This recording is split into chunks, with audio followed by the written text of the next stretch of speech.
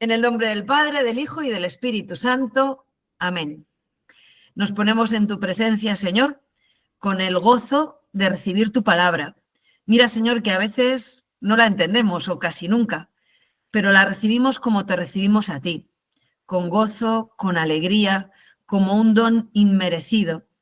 Gracias, Señor, por tu palabra que nos enseña, que nos alivia, que nos cuestiona, que nos eleva la mirada. Yo te pido, Señor, hoy que es Día de la Virgen María, que aprendamos a meditar tu palabra en nuestro corazón, guardándola ahí, que sea nuestro tesoro, que no guardemos otras cosas que no merece la pena guardar. Te doy gracias, Señor, porque no dejo de aprender en la Escritura que en esta historia terrible, llena de pecados, errores y violencias que nosotros hacemos con nuestra propia voluntad, tú entras con amor a quedarte, a solucionar, a elevar, a abrazarnos. Así que gracias, Señor, porque eres Rey y Señor de la historia, de toda historia y también de la mía. Y te pido la sabiduría, asistente de tu trono, como dice el Salmo, para que aquello que nos quieres decir a cada uno en la lectura de tu santa palabra, pues nos llegue y lo acojamos y lo hagamos vida. Amén. Bueno, estamos en el capítulo 14. ¿Qué ha pasado en el anterior? ¿Ya os acordáis? El reino se ha mantenido unido durante 3 reyes. Uno es David, bueno, uno es Saúl, que es el comienzo, otro es David, que es el rey por excelencia, que cuando lo leíamos decíais, pues menudo rey por excelencia, pues ya veréis el resto. Y luego Salomón, que mantiene el reino unido por amor de Dios a su padre David. Después de Salomón, que muere en apostasía, hay 2 reyes, Roboán, hijo de Salomón, y Jeroboán, con todas las tribus del norte. Jeroboán empieza bien, rinde vasallaje a Roboam y lo hace muy bien, pero Roboam, subido en su prepotencia, le humilla. Así que ahí nos quedamos. Israel, a tus tiendas, 10 tribus al norte, 2 tribus al sur. Una grieta abierta, pues iba a decir para siempre, pero no es para siempre, sino hasta que el destierro les vuelva a unir. Porque desgraciadamente el sufrimiento a veces nos une. Es lo único que puede a veces conciliar enemigos entre sí, sufrir juntos. Bueno, ¿qué pasa en el capítulo 14? Jeroboán. Vais a oír ahora constantemente, y este era igual de malo que su padre Jeroboán. ¿Por qué? Pues por lo que os conté, 2 santuarios idolátricos, 2 becerros. Jeroboán se separa religiosamente, se separa de Dios para mantener el poder. Una pena, una realidad. Y tú dices, uy, pues parece mentira que estuvimos en el año pues 900 antes de Cristo, 800 y pico. Bueno, el caso es que Jeroboán se ha separado de Roboán, está en el norte y su hijo enferma. No sé si lo habéis leído. En el capítulo 14 nos cuenta que cae enfermo Abías, hijo de Jeroboán. Y resulta, yo supongo que lo habéis leído, y si no, pues ahora lo escucháis y lo leéis después, da igual, no os preocupéis por eso.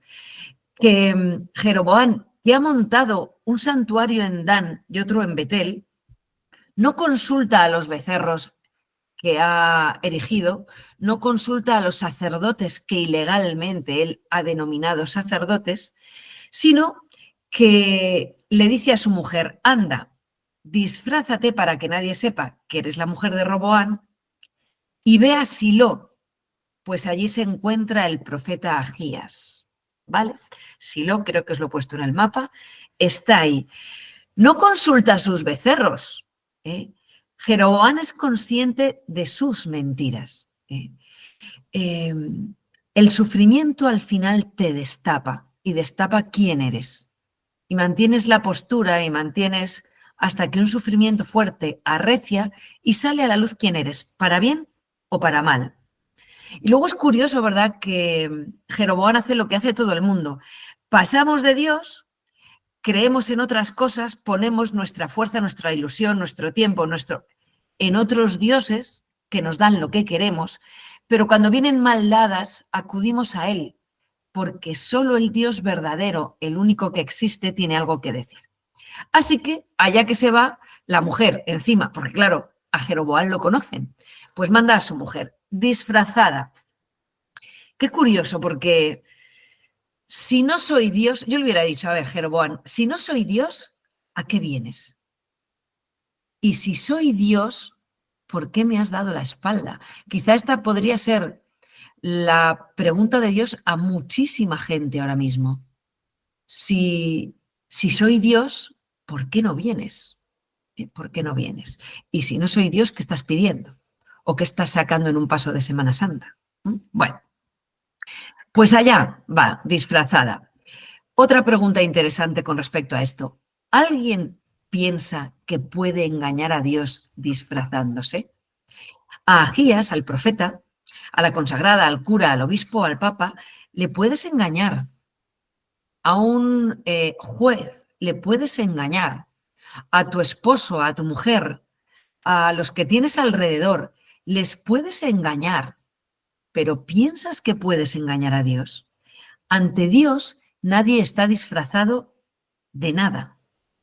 Ni de piadoso, ni de rebelde, ni de malote. Nadie está disfrazado de nada. Ante Dios está la verdad de lo que somos. Bueno, sin tapujos. Lo mejor es que va disfrazada y el profeta le dice, entra, mujer de Jeroboam, toma disfraz. Bueno, sin tapujos. Fijaos, aquí contrastan las maneras de Dios con las del mundo.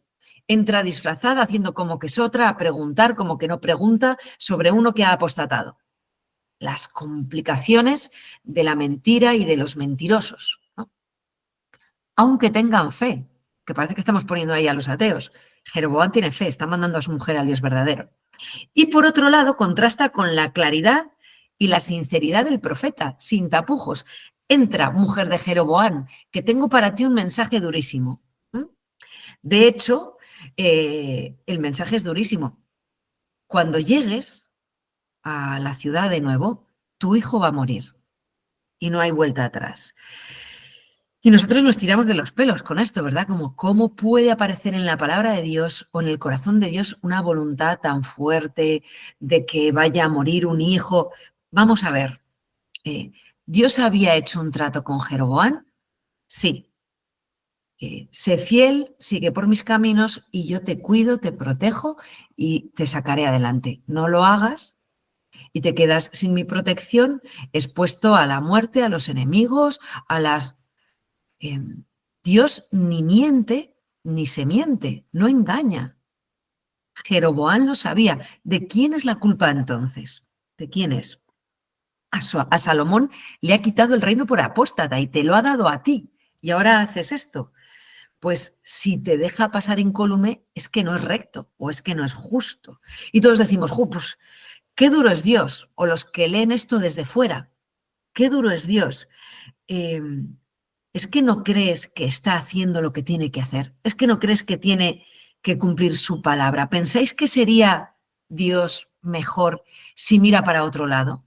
Si Jeroboam incumple, hace ídolos, pero luego, ay, bueno, no te preocupes, majo, sigue extraviando a todo el pueblo detrás de los ídolos, pero venga, te voy a curar al hijo.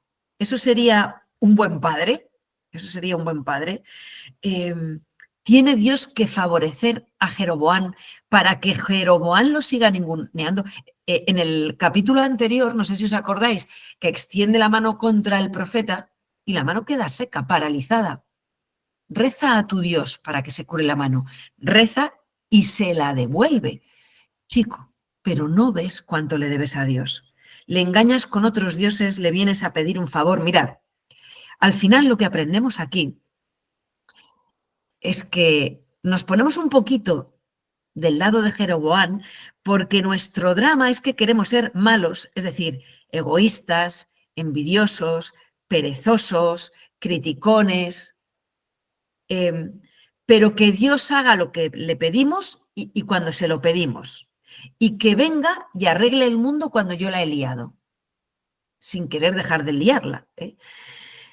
Y el drama de Dios es que si no lo hace, si no nos hace caso, qué malo es, qué malo es. No pone límite al malvado, pero si pone límite al malvado, qué malo es, qué miedo da.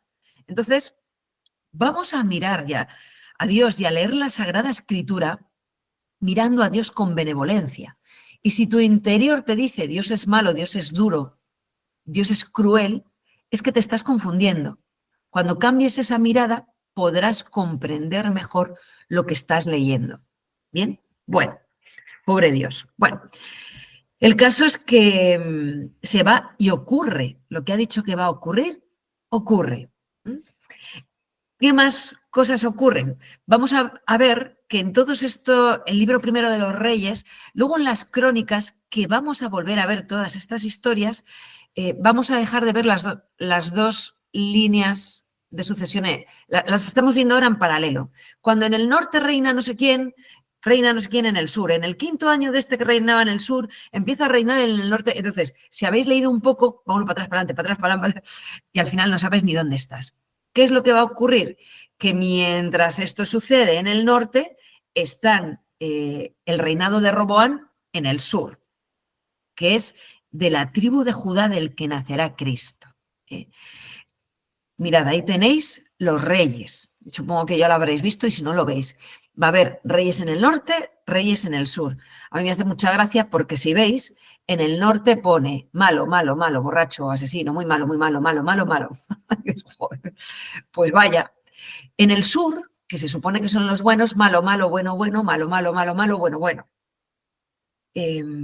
Os he puesto esto y os pondré muchísimas veces este tipo de, bueno, de diapositiva para que tengamos una mirada global sobre los dos reinos. Pero fijaos en una cosa, en el reino del sur, malos, pero no tienen ahí el templo de Jerusalén, pero no están cerca de Dios, pero no son de la tribu de Judá, malos, unos malos y otros buenos. En la tribu del norte, en las tribus del norte, alejados de Dios, sin un límite al mal, sin una norma, sin un templo, sin ni uno bueno. Lo que hay es alguno peor. Dos hay peores.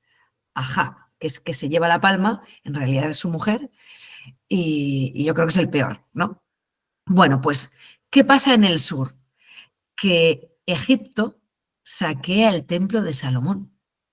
¿Dónde estaba escondido Jeroboam mientras esperaba a que muriera Salomón?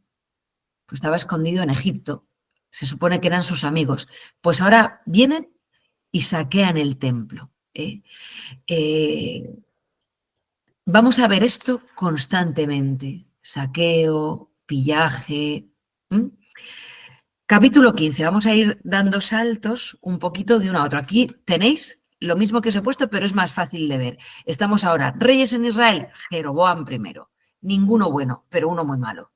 Reyes en Judá, pues en verde hay unos cuantos que reinan un poco de aquella manera o acaban metiendo la pata, pero que o son buenos o empiezan bien. Bueno, ¿qué pasa en Judá? Estamos en el capítulo 15. Pues empezarán estos capítulos diciendo tal que así. En el año 18 del rey Jeroboam, entonces te vas, reyes de Israel, Jeroboam primero, pues en el año 18 de su reinado comenzó a reinar Abías, o Abiam, tiene los dos nombres, en Judá, el hijo de Roboam. Ha muerto Roboam, entonces así se van a ir solapando unos con otros. Abías lo hace fatal. Veis que Abiam está en moradito de lo hace fatal. Pero Dios va a mantener en este pueblo su promesa por amor a David, constantemente por amor a David, porque David había actuado siempre rectamente a Yahvé sin apartarse en toda su vida de lo que había prescrito. Y tú dices, bueno, dice el texto, salvo en lo de Urías. Pues menuda excepción. Os lo digo muchas veces, David peca, claro que sí, gravemente, por debilidad, no por soberbia. Es muy distinto. De hecho, es una gran lección. Parece que el pecadazo es la lujuria. Ojo, la soberbia. La lujuria es evidente, te humilla, te castiga. En el pecado está la penitencia. La soberbia es mucho más escondida, muchísimo más peligrosa y raíz de todos los demás. David hizo cosas mal, claro que sí, muchas, pero nunca entregó su corazón a otro Dios y siempre se mantuvo humilde, de manera que cuando le corrigieron decía, es verdad, Dios no pide intachabilidad, sino corazón. Dios te ama así, con tus cosas, y Dios habla bien de ti siempre que te mantienes en la humildad, pidiendo perdón y volviendo a empezar. Te bendice. Siempre que te acercas, te bendice. Siempre, siempre que pides perdón, te perdona. Y vamos a ver que por amor a David salva a una estirpe de personajes que no se lo merecen. Por amor a uno se salvan muchos. Ese es el estilo de Dios. Por uno fiel a Dios se salvan muchos que no lo son. ¿Eh? Moraleja, sé fiel tú y con tu amor a Dios salva a los tuyos. Eso es lo que hizo David. Bueno, pues tenemos en Judá Roboam, Abías, Asá, hijo de Abías. Un hijo bueno, ves que está en verde, de un padre malo. Qué curioso. Todavía está reinando Jeroboam en el norte y ya vamos por el tercer rey en Judá. El tercer rey en el sur. Aquí van a mencionar muchas veces cuando uno es hijo de una extranjera. Por ejemplo, Asa no es hijo de una extranjera, es hijo de una hija del pueblo. ¿Y qué dice? Dice de Asa una cosa muy bonita, que ojalá la pudieran decir de ti, o de mí, o de todos. El corazón de Asa fue por completo de Yahvé durante toda su vida. ¿Se puede decir algo más bonito? Su corazón fue por completo de Yahvé durante toda su vida. Al final es verdad que hace una alianza con una potencia extranjera, bueno, pero la cuestión es lo que os decía antes, no son los errores, no son los errores, ni siquiera los errores gordos, es tu corazón. ¿Qué vamos a ver? ¿Qué vamos a ir viendo en todos estos reyes? Pues os he dado unas claves de lectura, porque ahora vamos a ir un rey, otro. Cuando uno reina aquí, dos allá, otro. Unas claves de lectura para leer este libro. Un poco os lo decía ya. En el norte, inestabilidad. Si agarrado a Dios a veces te tambaleas, soltado de Dios es totalmente inestable el reino, lleno de inestabilidad, de guerra, de deshonra. Caminar lejos de Dios tiene consecuencias concretas en la historia. Hoy también. Mira España. Mira España. Bueno, si la sociedad se aleja de Dios, el hombre deja de ser humano. Y es lo que tenemos, ¿no? Impera la ley del más fuerte y eso es un declive para la humanidad, porque tenemos muchísimos medios, pero nos ponemos a la defensiva y atacamos. No somos libres, no somos libres. Tenemos miedo. Sin embargo, cerca de Dios no todo va bien, pero el mal está contenido. Bueno, os decía, conclusiones o claves de lectura que vamos a ir viendo con la sucesión de reyes en el norte y en el sur. Lo que os decía, la obediencia a Dios hace al hombre más libre y más humano. Revolución Francesa, el hombre se libera de Dios. Y por fin el hombre es libre. El hombre, a merced de sí mismo, se esclaviza ante la fuerza, la belleza, el egoísmo, la violencia, el prestigio, tantas cosas. La obediencia a Dios, lo que pasa es que el obedecer tiene muy mala prensa, ¿no? La obediencia a Dios hace al hombre más libre y más humano. Y la desobediencia a Dios convierte al hombre en una bestia. Peor que una bestia, porque una bestia obedece al Creador, pero el hombre no. Segunda cosa, el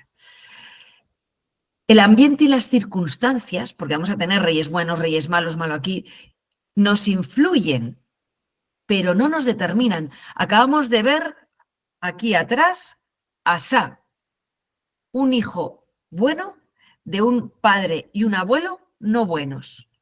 el ambiente y las circunstancias nos influyen, pero tu libertad eres tú quien la entrega.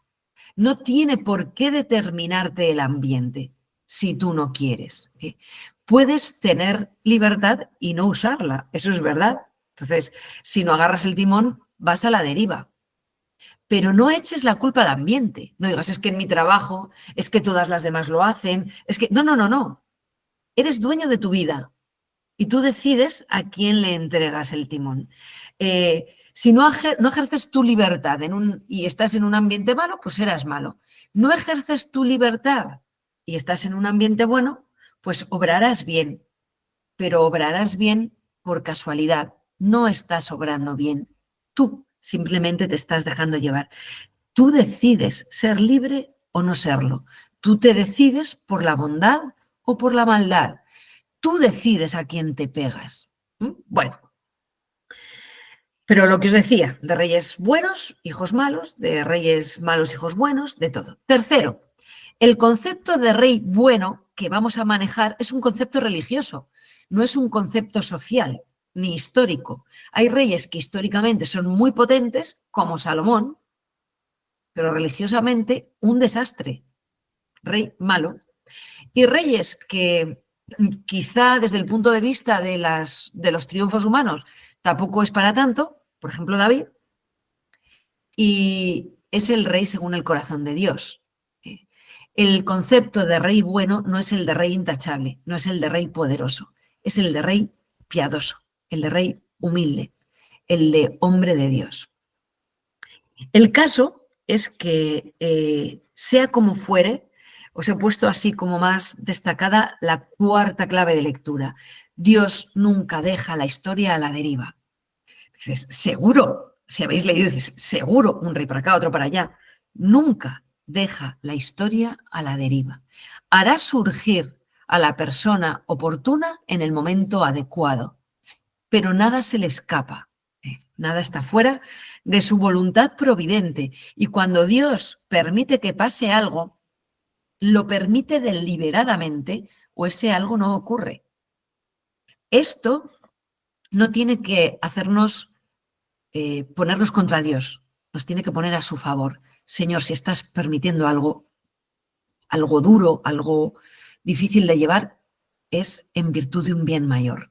Creo en ti, ¿no? Bueno, y en esto de que no deja la historia a la deriva, pues va a hacer surgir en el tiempo de los reyes grandes y poderosos profetas.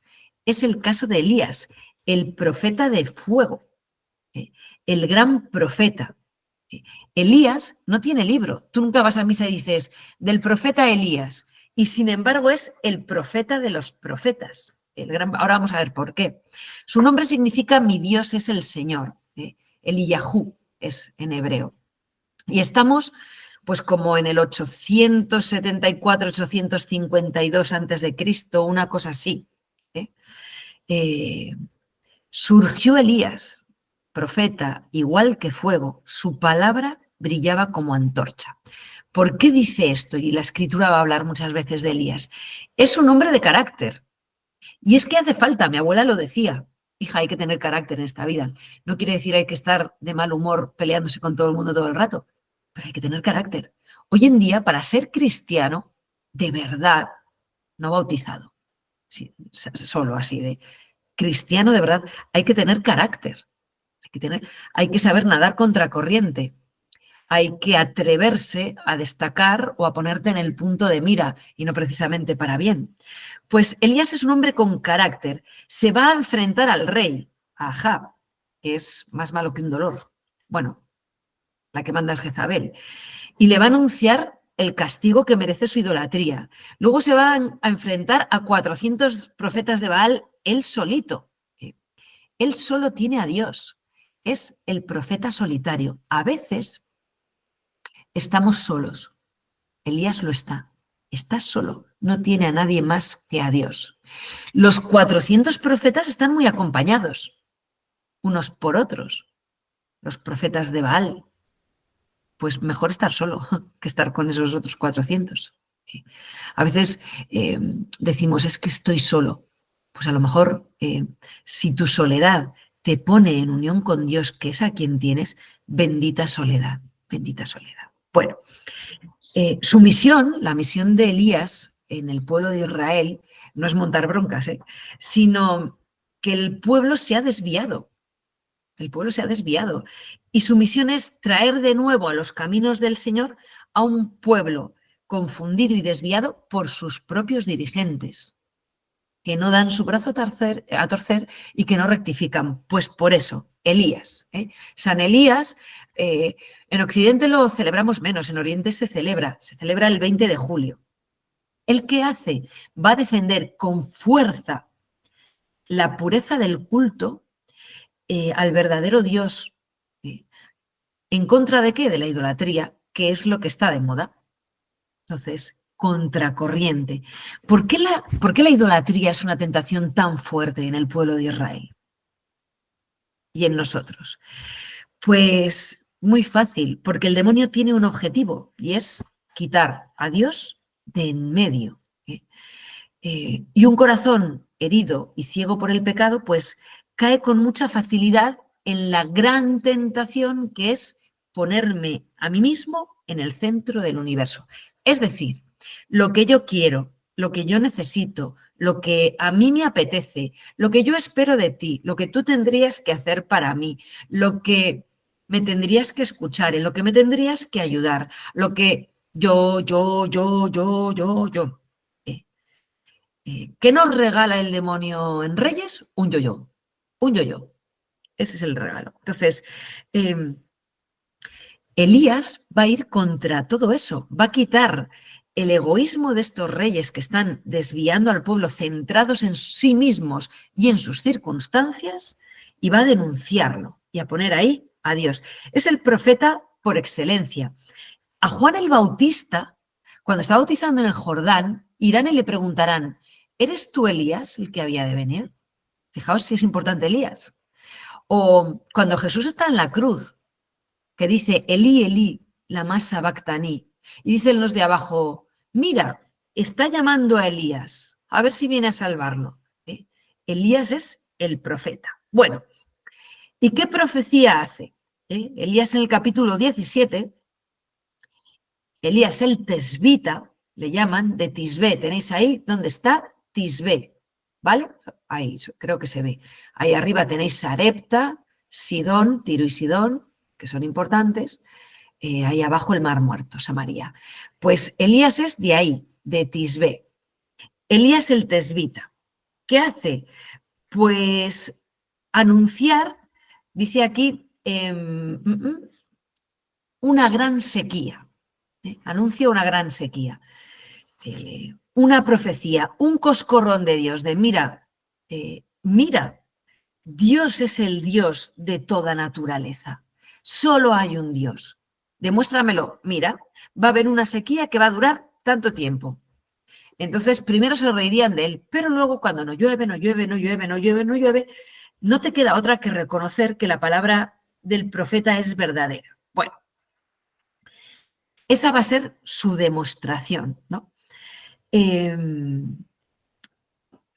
Estamos en el capítulo 17. Elías anuncia esta sequía y se retira al torrente de Querit. Ahí lo tenéis. Uy, que lo pierdo. Ahí. Yahvé, dice el versículo 2, dirigió esta palabra a Elías. Sal de aquí. Dirígete hacia el oriente y escóndete en el torrente de Querit. Escóndete. Es una pena que solo funcionamos a coscorrones. Y es una pena que cuando alguien nos da un coscorrón, en lugar de agradecérselo, nos ponemos en contra. Por eso se tiene que esconder, para que no lo maten. Porque cuando nos dicen lo que queremos oír, somos súper majos, súper simpáticos. Pero cuando nos dicen lo que no queremos oír, ya somos menos simpáticos. Y Elías, que solo vive, sirve y actúa según Dios, no se vende a lo que quieren oír y les ha anunciado una mala noticia. Así que ahora vete y escóndete. Y él se esconde. ¿Es un cobarde? No. David tampoco era cobarde y se escondía, pero hay que saber desaparecer. Hay que saber desaparecer. A veces Dios te pide que brilles, que te pongas ahí delante y hables, o que hagas un signo portentoso. Hazlo y no te escondas. Otras veces te dirá, escóndete, pero es que van a pensar que soy un cobarde. Cállate, es que van a pensar que es que no tengo razón. ¿Qué más da lo que piensen? ¿Te importa más lo que piensen los otros que Dios? No. Y Elías late al son de Dios muy bien, y se esconde, sabe desaparecer.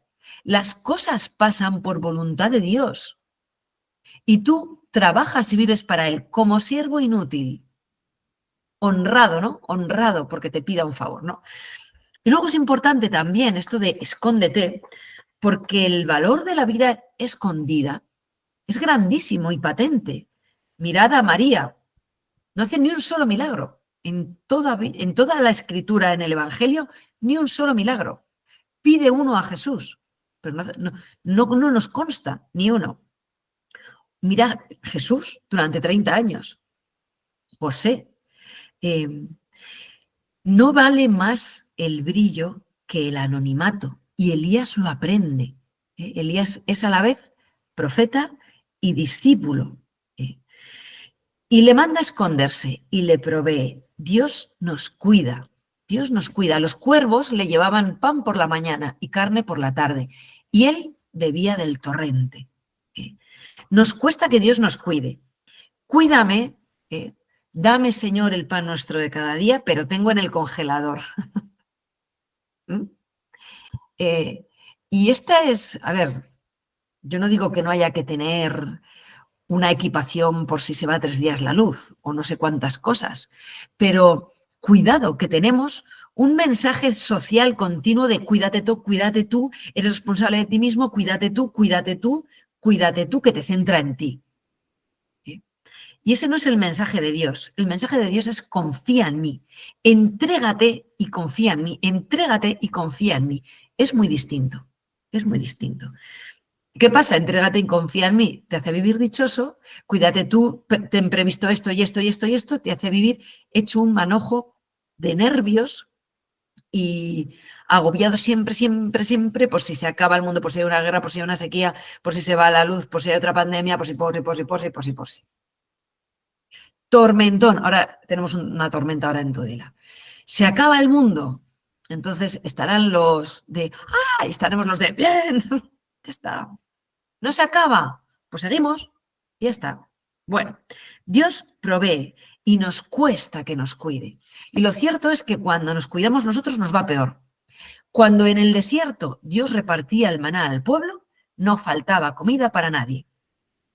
Desde que empezamos nosotros a gestionarnos, hay gente que se muere de hambre y otros grabando programas de Mi vida con 300 kilos o tirando comida. Bueno, pero al cabo de un tiempo, el torrente se secó y Dios habló a Elías. Dios nos habla a través de las circunstancias, pues no solo su palabra directa es la manera de llegar a nosotros, a través de las circunstancias, de lo que ocurre, de lo bueno y de lo malo, y de los hermanos. Le habla y además le pone en movimiento. Vete, que ya es hora de salir, ya es hora de salir. Y él se pone en movimiento. Jesús hará lo mismo. Jesús no predica, no anuncia el reino. Ha ido, se ha bautizado, ¿verdad? En el Jordán, 40 días. ¿Cuándo empieza Jesús a predicar? Un signo importante. Que Juan en la cárcel es decapitado. Vienen, le cuentan eso a Jesús y el siguiente versículo es, él empieza a predicar. Dios nos habla a través de las circunstancias, de las buenas y de las que no son buenas. Entonces, en el capítulo 17 hay un episodio importantísimo. Ahora vamos, a ver, estos episodios son todos muy importantes. La viuda de Sarepta. ¿Qué es esto? Pues que le dice Yahvé a Elías, prepárate, ve a Sarepta, que os he puesto ahí en el mapa donde está, al norte, ¿vale? Ve a Sarepta de Sidón, establécete allí, pues he ordenado a una viuda de allí que te suministre alimento. Se marcha a Sarepta, si lo habéis leído, se encuentra con aquella viuda y le dice, prepárame algo de comer y tráeme agua. Y la viuda le dice, iba a preparar un pan para mi hijo y para mí, porque no me queda aceite y no me queda harina. Pero te prepararé lo que me dices, te lo traeré y luego mi hijo y yo moriremos. ¿Mm?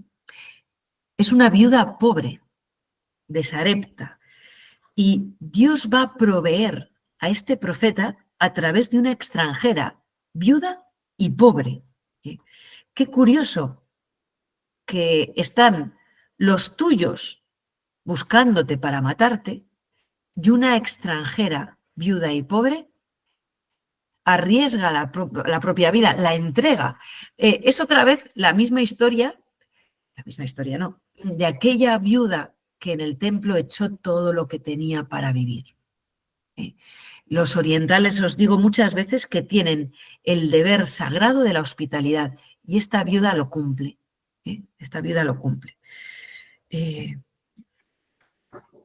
A Jesús le pasará igual, ¿eh? Los judíos le crucificarán y los forasteros le creerán. Pero bueno, tenemos aquí a esta viuda de Sarepta, pobre, pero modelo de generosidad y de entrega.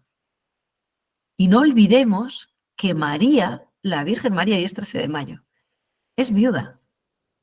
Viuda, pobre, modelo de generosidad y entrega. Que siempre asociamos María a madre, María a esposa. María es viuda. María es viuda. De nuevo, esta mujer, ejemplar, una lección para judíos y gentiles, tan ejemplar que Jesús habla de ella en el Evangelio de Lucas.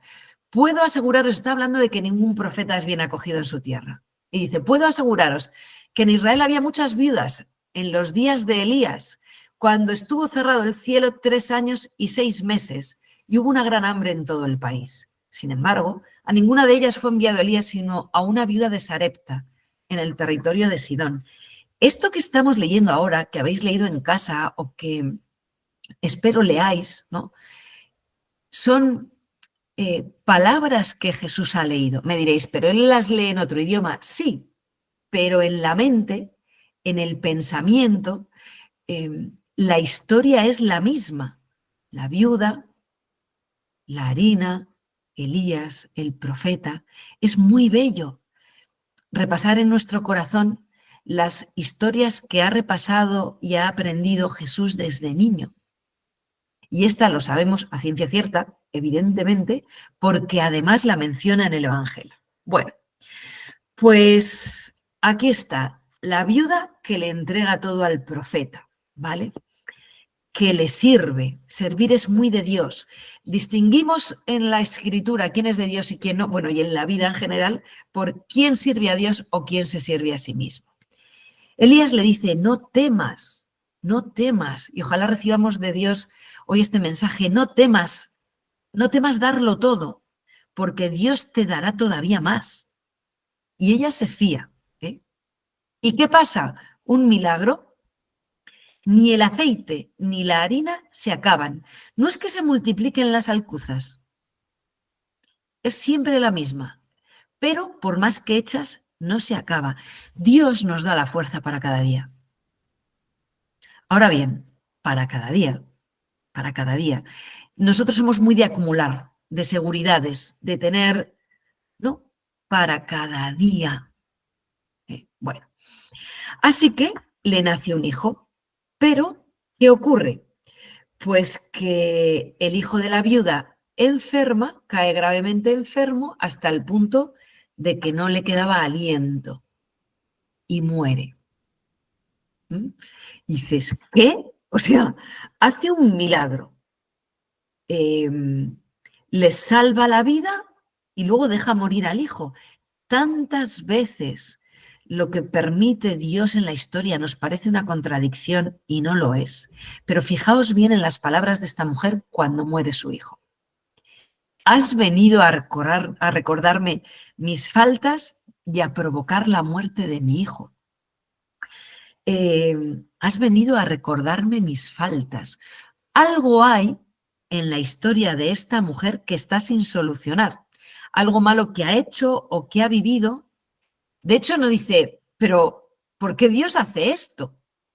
Sino, has venido a recordarme mis faltas. Algo ocurre en su conciencia, ¿verdad? Esto les ocurría en Génesis 42 a los hermanos de José, que cuando bajan a Egipto a recoger alimento, no reconocen a José, que está allí hablando con ellos. Y José se muestra reticente, no les da alimento, empieza a poner problemas. Ellos hablan en arameo o en hebreo, perdón, hablan en hebreo diciendo, esto nos pasa por aquello que le hicimos a nuestro hermano cuando lo vendimos a los madianitas y quisimos matarle. Cuando tienes un peso en la conciencia, todo lo que ocurre te parece que es que te está castigando, ¿Qué pasa con esta historia? Que Dios lo sabe, conoce la conciencia de esta viuda, de esta mujer, y Dios viene a curar su conciencia, a curar tu conciencia y la mía, a purificar tu pasado. Viene a hacer borrón y cuenta nueva en aquellas parcelas de tu historia en las que tú no eres capaz de hacer borrón y cuenta nueva, por más que Dios te favorezca, porque siempre pensarás que, y aquello, si lo supiera, si lo tuviera en cuenta, no merezco, no. Y Dios va a demostrarle a esta viuda que sí hace borrón y cuenta nueva, que sí conoce sus faltas, pero que Él perdona y que viene a curar, que viene a curar. No tengas miedo. Es al final el mensaje para esta viuda. No tengas miedo, no solo a darlo todo, sino no tengas miedo de Dios, que Dios puede más que todo tu mal, que tus obras buenas cancelan tu deuda con Dios, esa que tú crees que tienes. Dios viene a curar. Y si pide mucho, es para darte todavía más. Entonces, este capítulo en el que Elías toma al niño, lo lleva a la habitación de arriba y se lo devuelve vivo, es la historia de curación, no del niño, sino de la madre. No del niño, sino de la madre. De esa oscuridad interior de esta mujer que tenía miedo a su propia historia. Entonces, 4 claves de lectura. Ahí estoy en plan claves de lectura. Con la muerte del niño. Primero, el poder de Dios, tanto en el milagro del aceite como en el de resucitarle, como en el de ver y elevar tu vida que tú no puedes elevar. 2, Dios recompensa siempre, siempre con creces tu generosidad con Él o con su madre o con sus pobres o con los suyos. Dios recompensa con creces tu generosidad. Y esta mujer ha sido generosa con el profeta. Así que no lo haces adrede, pero ¿cuántas veces has cuidado a uno al que no llamaba a nadie, a este que le has visto agobiado, le has preguntado qué tal está, o has dado una limosna, o has cuidado enfermos, ancianos, has ido a ver abuelos o dedicas tiempo a... Pues cada una de esas cosas que tú ya has olvidado, Dios no. Tercero, importantísimo, Dios sana tu conciencia de tus obras malas, sana tu pasado, lo sana por su poder. Y luego, un cuarto punto importante, muy importante para el pueblo de Israel y para la lectura que vamos haciendo, porque estamos ahí. Los extranjeros están llamados a la salvación. El pueblo de Israel es elegido para traer la salvación universal. Universal. Y Jesús va a sacar esta historia. De hecho, va a sacar a la viuda de Sarepta junto a un leproso que cura el profeta Eliseo y que también es extranjero. ¿Qué va haciendo Jesús? Es bueno, es maestro. Ve un pueblo de Israel cerrado sobre sí mismo que quiere mi Mesías para mí, para salvarme yo, y vosotros sois menos. Por eso, cuando Jesús dice estas cosas, lo de la viuda de Sarepta y lo del leproso, pues nada, le intentan apedrear, le intentan apedrear. Todo lo que recibimos de Dios es para darlo. La salvación que recibimos de Dios es para darla. Los dones que recibimos de Dios para entregarnos. Y en tanto en cuanto los guardas, te pones contra Dios y los estropeas, igual que el maná se agusanaba en el desierto, ¿no? Bueno, pues bien, una vez que ha resucitado al hijo de la viuda, dice Yahvé, bueno, pues ahora vete a buscar al rey, al que me quiere matar. Sí, a ese, ¿no? Y vamos a ver que hay un encuentro aquí entre Elías, estamos en el capítulo 18, y Abdías. ¿Quién es Abdías? Porque Elías va a hablar primero con un tal Abdías. ¿Quién es? Pues es un mayordomo del palacio. Es un hombre que es profundamente temeroso de Dios y que está arriesgando la vida por Dios, porque ha cogido a los profetas del Dios verdadero, dos grupos de 50, los ha escondido y les está dando de comer de lo suyo, a escondidas del rey y de la reina, que si le pillan, le matan, a él y a los profetas. Pues bien, tenemos aquí 3 años y 6 meses de sequía y ya que le dice, vete, muéstrate a Ahab. Se acabó esconderse. Tiene su tiempo, Coelet 3, todo tiene su tiempo bajo el sol, su tiempo el callar y su tiempo el hablar. Toca hablar. ¿Qué es mejor, esconderse o presentarse ante el rey? ¿Callar o hablar? ¿Pelear o huir? ¿Qué es mejor? Lo mejor es lo que Dios quiere que hagas. ¿Y cómo sé lo que Dios quiere que haga en esta situación? En el trabajo, en la familia, pues, hablando con Él, es decir, preguntándole y disponiéndote para escuchar. Y Dios hablará, y Dios hablará. Le dice, bueno, y Dios da la gracia para lo que pide y para que lo entiendas, si es que quieres escucharlo. Bueno, dile al rey que estoy aquí. Le dice Elías, oye, Abdías, vete y dile al rey que estoy aquí. Y Abdías le dice, anda ya, como le diga eso, me mata. Me matará. Abdías es fiel al rey, al Dios verdadero, pero tiene miedo con razón. Normal, yo también lo tendría, pero ojito con el miedo. Si revisáis la pasión y la relación de Jesús con los apóstoles, todos le quieren, pero por miedo a la muerte le traicionan. Yo quiero mucho a Dios, pero por miedo a la muerte le traiciono, por miedo a quedar mal, por miedo a...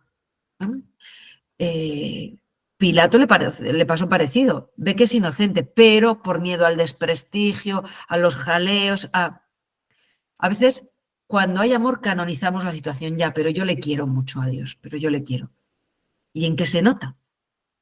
Bueno, así que al final se encuentran el rey y Elías. Va Elías al encuentro de Ahab, del rey. Y el rey, con mucha sorna, le dice, hombre, le reconoce. A Elías se le reconocía. La figura de Elías era como la de Juan el Bautista, enjuto, solitario, peludo, vestido de piel de animales, con un cinturón de cuero, y su voz se había oído en todas partes. Así que se presenta. Anda, le dice el rey, ¿eres tú, ruina de Israel? Es muy divertido, si lo leéis es curioso, porque Elías le contesta, ruina de Israel, tu padre, tal cual. Ruina de Israel, tu padre, que fue el que hizo un santuario idolátrico y apartó a todo el pueblo de Dios. La ruina de un país, la ruina de una raza, es abandonar al Señor. Es vivir en la mentira para vivir más cómodo o para vivir más rico. La ruina de la humanidad es alejarse del Señor y abandonarle. Así que le dice, bueno, vengo a decirte que me reúnas a los 400 profetas esos que tiene tu mujer, de Baal. Ella era hija de un sacerdote de otro culto. Bueno, era ese otro culto, pues satánico. Si no sirves al Dios verdadero, en el mejor de los casos sirves a la nada. Y en el peor de los casos, al maligno, que a través de sus poderes, sus tejemanejes, adivinaciones, etcétera, etcétera, etcétera, pues te engancha. Entonces, Elías va con este reto. vamos a ver quién es el Dios verdadero. Cita a tus 400 profetas en el Monte Carmelo, iré yo también, y vamos a ver quién es verdad y quién no. ¿Vale? Esto es lo que quería Elías. Y Elías se presenta allí ante el pueblo. Está todo el pueblo, los profetas de Baal y él solito. Y él solito. Y les habla como un padre. ¿Pero qué estáis haciendo? Si Dios es el Dios verdadero, apegaos a él y dejad los ídolos. ¿Hasta cuándo les dice, vais a estar cojeando sobre dos muletas? ¿Qué quiere decir eso? Poniendo una vela a Dios y otra al diablo. Eso es. Sirviendo a otros ídolos, pero diciendo que amas a Dios. Poniéndote tú en el centro, o tus dioses, o tus cosas, pero decídete. Es contrapuesto. Entonces, ¿qué se trata en este episodio que es súper importante de saber quién es el Dios verdadero y quién no es nada? Elías no está mandando, Elías está obedeciendo a Dios, Elías está arriesgando. Por orden tuya, Señor, hago estas cosas. Ojo, que no es un prepotente, es un alma heroica y firme. Ahab dice, vale, pues muy bien, yo cito a los 400, por otro lado tú, y Ahab se frota las manos diciendo, de esta me libro del profeta. No cuenta Ahab con el factor Dios. Así que ahí está, él solo contra 400 y nosotros quejándonos de que somos pocos. Nosotros quejándonos de que somos pocos. Si fuéramos como Elías, con uno que hubiera, ya sería suficiente. Ya sería suficiente. Bueno, ¿qué es lo que pasa ahí? Si os lo habéis leído también es como muy divertido. Venga, vamos a poner dos ofrendas. Vosotros primero invocad a Dios, a vuestros dioses, lo que venga, y que caiga fuego sobre la ofrenda.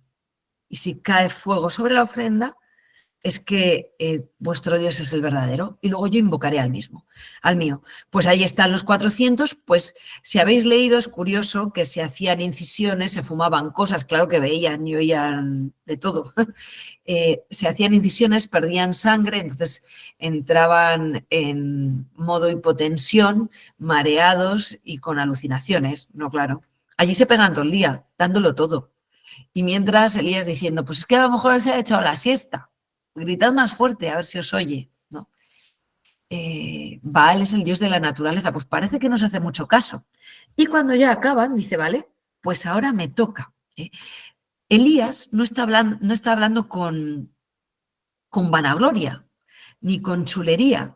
¿Qué pasa? Que allí hay un montón de gente confundida y Elías está enseñando, está evidenciando el error.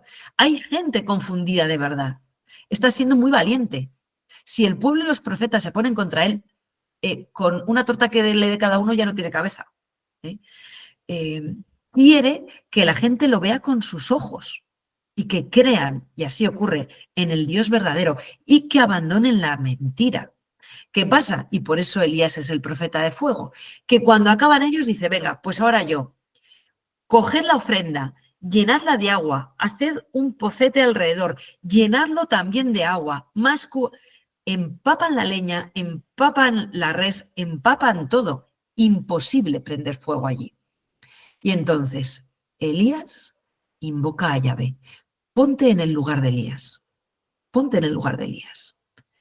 Y si no responde Yahvé, ponte en el lugar de Elías. Elías es valiente, muy valiente, por eso es el gran profeta que es, al modo de Abraham. Y entonces desciende fuego con fuerza desde el cielo que hace desaparecer todo, hasta el altar, la ofrenda, la leña y el agua. Y entonces Elías pasa a cuchillo, él solito, a los 400 profetas de Baal. Y tú dices, ¡hola! Con lo bien que íbamos, qué sangriento. ¿Os acordáis que os expliqué los juicios judíos? Ribi Mishpat, esto es un Mishpat. Hay una pena de muerte que ya está dictada contra Elías.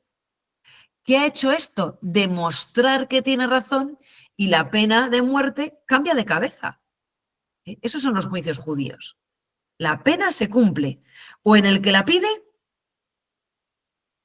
o en el otro. El que la pide, si el otro demuestra que tiene razón, se la lleva. Así no actuaban con acusaciones falsas a lo tonto, ¿no? Por eso, porque es el profeta de fuego, por este episodio tan importante de los profetas de Jezabel, a Elías en la iconografía, en las iglesias, en los cuadros, en las esculturas, veis uno estilo San Juan Bautista, de pieles tal, con una espada como de llamas. Pues ese es, ¿no? ¿Qué pasa entonces? Pues que sigue, es como, ya se ha acabado aquí la historia, ha acabado bien. No, la vida con Dios siempre sigue. Hay sequía, hay sequía. Y Elías se postra y reza. Después de salvar al pueblo de la mentira, después de intentar salvar a Jezabel, porque Jezabel es la mala malísima, pero cabe la posibilidad de que viendo que el Dios verdadero es el Dios de Elías, Jezabel se convierta. Jezabel lo que dice es, en cuanto se lo cuenta a su marido, vamos, por el collar que llevo puesto, que la cabeza de Elías va a rodar como han rodado la de los 400. Le busca para matarlo. ¿Él qué hace? Postrarse y rezar y pedir a Dios la lluvia tan esperada. ¿Cuántas veces? 7, todas las que haga falta. Persevera en la oración. Pero si te pedí fuego y lo mandaste enseguida, ¿por qué la lluvia no? Elías es un profeta capaz de reconocer el mensaje y el estilo de Dios en lo grande y en lo pequeño. Ahora hablaremos de eso. Pide la lluvia y le dice a su criado, vete y mira, nada. Vuelve a rezar, vete y mira, nada. 7 veces. Y ya dice el criado, hay una nube así de pequeñita muy al fondo allá. Y dice Elías, ya está, echa a correr que llueve. Primera cosa, reza postrado en tierra. Os hablo muchas veces, hay que probar a rezar con el cuerpo. Arrodillarse, hacer la señal de la cruz, encontrar la manera de que tu cuerpo ayude a tu alma a rendir a Dios el homenaje que se merece y la oración que se merece. Siguiente cosa, una nube muy pequeña, como la palma de la mano. Y Elías dice, ya está. Elías es capaz de reconocer la acción de Dios en las pequeñas señales, que Dios es poderoso en las pequeñas señales. Eso lo ven los limpios de corazón. Los limpios de corazón verán a Dios. Los magos reconocieron el nacimiento del Mesías por una estrella. Anda, que no hay estrellas. No despreciar lo pequeño, que eso es muy del estilo de Dios. Y Elías está experimentado en esto. En el Dios grandioso de un poder de flipar que hace una columna de fuego de ese y en el humilde signo de una pequeña nube. Así que, como hay una pequeña nube, se hace 22 kilómetros y medio, 14 millas, corriendo, porque ya está, porque ya está. A mí lo que me llama la atención es lo de los 22 kilómetros corriendo, a su edad. Pero lo cierto es que si es la fuerza de Dios con la que corres, llegas antes que los caballos y que el rey. Y la cosa es que, un juego, vais a terminar vosotros la frase. Si es la fuerza de Dios con la que corres, llegas antes que los caballos y que el rey. ¿Y si es el amor de Dios con el que amas? ¿Y si es la vida en Dios la que tú vives en el día a día? ¿Y si es por el poder de Dios por el cual perdonas? ¿Cómo cambiaría todo, no? Y capítulo 19, importantísimo, precioso. Bueno, Elías en el monte Oreb. Dadme 2 minutos porque quiero que os quedéis con este. Elías huye y tiene que hacer su camino interior. Elías no puede más. Le persigue Jezabel para matarle. Está solo, extenuado. Y aunque es fuerte, llega un momento que no puede más. Y esto pasa muchas veces. Y pasa en mi vida y pasa en la tuya. Y Dios no lo mira con desprecio. Ni te mira diciendo, no me vales. O no estás siendo suficiente. Elías tira la toalla. Quiere morirse, imploró a Dios la muerte, no podía más. Y este momento tan oscuro en su interior de desesperanza, de hartura, de falta de fuerza, de tristeza, de oscuridad, es preludio de una grandísima y muy íntima acción de Dios en su vida. Recibirá una caricia de Dios. A veces estos momentos tan oscuros, las temporadas de angustia, de desánimo, de debilidad, son parte del camino necesaria para que Dios te pueda regalar una caricia. Él se va al Horeb porque tiene miedo y no es infundado. Fíjate, se ha enfrentado a 400 hombres y ahora va huyendo de una mujer. No quiero decir nada. Es diabólica. Eh, él dice, basta ya, no puedo más. Y Dios no se enfada. Dios no se enfada. Lo malo es que decimos basta ya muchas veces antes de empezar. Le dice, él se tumba a morir y él le envía un ángel que le dice, levántate y come. Le toca el hombro y le dice, levántate y come. Y con este pan tendrás fuerzas. 2 veces le dice, levántate, varias veces, levántate y come. Estuvo así 40 días, lo que estuvo Moisés en el desierto, el pueblo allí mismo en Horeb, lo que estuvo el pueblo en el desierto, lo que reinó David, lo que reinó Salomón, lo que duró el diluvio. Bueno, levántate y come. A veces achacamos a males espirituales el agotamiento de no poder más. Y tiene el Señor que postrarnos para que comamos y durmamos, ¿verdad? Esas cosas a veces pasan. Santa Teresa tenía una monja en su convento que tenía apariciones, tal, no sé qué. Entonces llaman a Santa Teresa y mira, Santa Teresa sabía de apariciones. Se presenta en el convento y le dice a la monja, nada de ayunar, come bien y sal a la huerta que te dé el aire. Muchos de nuestras oscuridades vitales y espirituales son a veces falta de fuerza física. Vete al médico, tómate unas vitaminas, come bien, descansa y resulta que ahora estás en contemplación. Pues no era desolación, hijo, era hambre, desnutrición. Bueno, se queda allí escondido, se mete en una cueva y se desahoga ante Yahvé. Es que estoy solo, Señor. Y todos me persiguen y no puedo más, siempre solo, siempre dando noticias que desagradan y me buscan para matarme. Desahoga ante él tus afanes, dirá el Salmo 142. Y el Señor le habla, le habla. ¿Qué va a pasar en esta cueva? Ahí se ha puesto, levántate y come. No explico más. Sal de la cueva y mantente ahí en pie. Dios escucha el desahogo, el ahogo de Elías.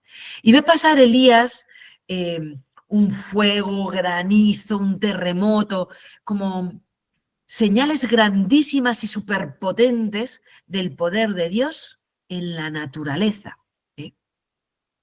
El profeta de fuego y de carácter, permanece de pie, aguanta. Le ha dicho 2 cosas, una que salga y otra que permanezca de pie. Importantísimo, importantísimo. ¿Quieres encontrarte con Dios? Sal de tu cueva, de tu seguridad, de tu postración, de tu desánimo, de tu hacerte la víctima, de tu zona de confort, de tu orgullo, pide perdón, sal de tu timidez, tiende la mano, sal. Es que no sé si quiero. Ah, bueno, pues entonces a lo mejor es que no quieres conocer a Dios.